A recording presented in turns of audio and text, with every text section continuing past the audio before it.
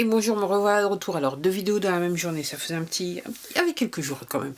Alors, je suis venue vous reparler d'un sujet dont je vous avais parlé il y a quelques vidéos de ça.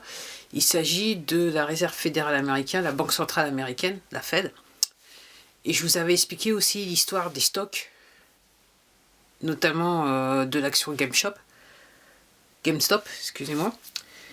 Et hier, je vous parlais de la Banque fédérale, enfin des institutions financières des États-Unis. Je vous disais qu'aujourd'hui, normalement, c'était à dette butoir. Ils devaient repayer certains contrats qu'ils avaient. En sachant que je vous précise toujours, je vous donne toujours l'exemple, du genre, vous avez une tonne d'argent, ok, eux, ils la vendent je ne sais pas combien de fois la tonne, et donc, dans l'espoir de pouvoir en racheter pour pouvoir revendre, en fait. C'est un petit peu compliqué, et se faire de l'argent dans... Donc, ce qui s'est passé hier, c'est que apparemment la Banque centrale américaine, donc la Fed, qui n'est plus une entreprise privée, mais a été rattachée au Trésor public américain. Très important. Donc, à ce titre, elle ne peut plus agir ou réagir de la manière dont elle avait fait en 2008 quand il s'est passé des trucs avec ce qu'ils appellent les emprunts américains, que les gens ils avaient acheté des maisons qu'ils ne pouvaient pas réellement payer. De toute façon, les formulaires de demande de prêt, de toute façon, ils étaient trafiqués. Donc en gros, ça donnait un truc. Mais entre-temps, eux, ça avait permis aux institutions financières de se faire beaucoup d'argent. Il y a beaucoup d'argent et de l'autre côté, il y a beaucoup de gens qui ont perdu leur maison.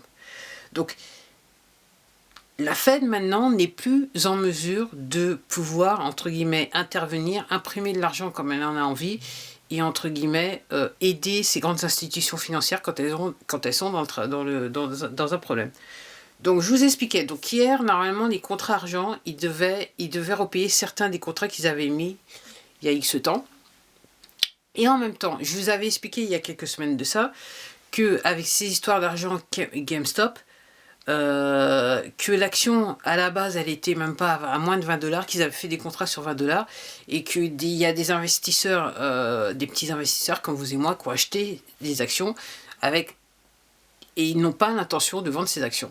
Donc le problème c'est que les actions qu'ils avaient achetées à $20 entre guillemets, ils les ont pas achetées physiquement, c'est juste entre guillemets une promesse de vente qu'ils ont. En fait, ils ont acheté une promesse de vente dans l'espoir que le prix de l'action retombe, qu'ils puissent racheter des actions, les vendre au prix auquel ils avaient acheté, voire plus, et entre guillemets se faire un petit pactole et pouvoir entre guillemets rembourser la personne avec qui ils avaient acheté les actions d'origine qui n'existent pas, si vous voyez ce que je veux dire. C'est un petit peu compliqué, mais pour ceux qui suivent, toujours pour ceux qui suivent. Okay, je fais des vidéos pour ceux qui suivent. Ceux qui suivent pas, il va falloir regarder les autres vidéos. Comme je vous dis,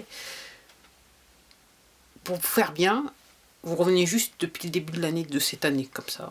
Ça, vous allez comprendre. Donc, en gros, ce qui se passe, c'est qu'hier, pendant à peu près une heure, la Banque fédérale, le système informatique de la Banque fédérale américaine n'a pas fonctionné. Alors, le problème, ce qui se passe avec cette action, donc, pour que donc ces institutions américaines puissent se faire de l'argent sur cette action, il fallait qu'elle redescende au prix à moins de $20. Donc, quand la Banque fédérale américaine,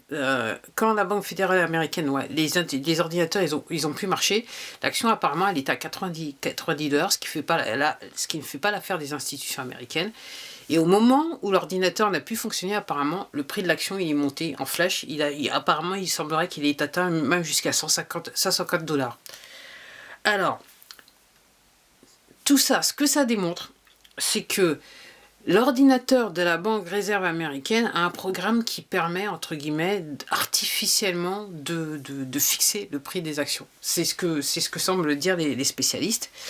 Donc, par rapport à ça, normalement, comme je vous le dis depuis maintenant quelques semaines, donc normalement, la Banque fédérale et surtout les institutions américaines, financières américaines, elles devraient péricliter, elles devraient tomber.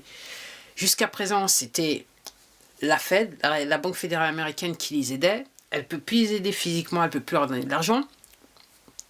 Et là, avec cette histoire de j'achète sur papier des choses que je ne possède pas, ok, et j'espère les revendre à un prix, j'espère les acheter plus tard, j'espère acheter ces actions, physiquement ces actions à un prix inférieur, pour que je les revende à un prix supérieur, pour que je puisse repayer les actions que j'avais jamais achetées auparavant. Ça, c'est pour ceux qui suivent, pour ceux qui arrivent à prendre. Pourtant, c'est comme ça que ça fonctionne.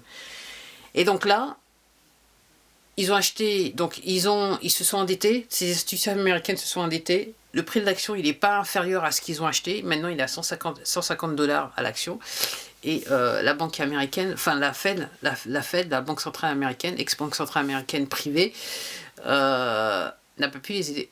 Donc là, on attend de voir, tout le monde attend de voir, parce qu'entre l'action GameStop, l'action AMC, et puis il y avait d'autres actions aussi qui rentrent en jeu que les petits investisseurs ils ont touché, et il y en avait, et plus l'histoire de l'argent et de l'or, normalement, ils devraient tous sombrer. Donc on attend jusqu'à temps que ça, officiellement, quand ça va sombrer, en sachant que je vous ayant dit ça, il y a le QFS, Quantum Financial System, donc qui rentre dans l'histoire du NESARA, GESARA, et je vous invite à regarder ce que c'est que le GESARA, NESARA, comprendre ce que c'est, parce qu'en France, ça sera GESARA.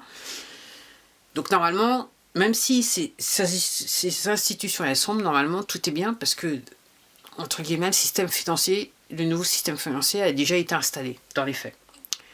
Donc tout le monde attend de voir quand est-ce qu'officiellement, ils vont, entre guillemets, lever le drapeau blanc et dire, voilà, c'est bon, on est bon, c'est terminé, ce coup-ci on n'en peut plus, voilà, on est ratatiné, on ne sera plus là.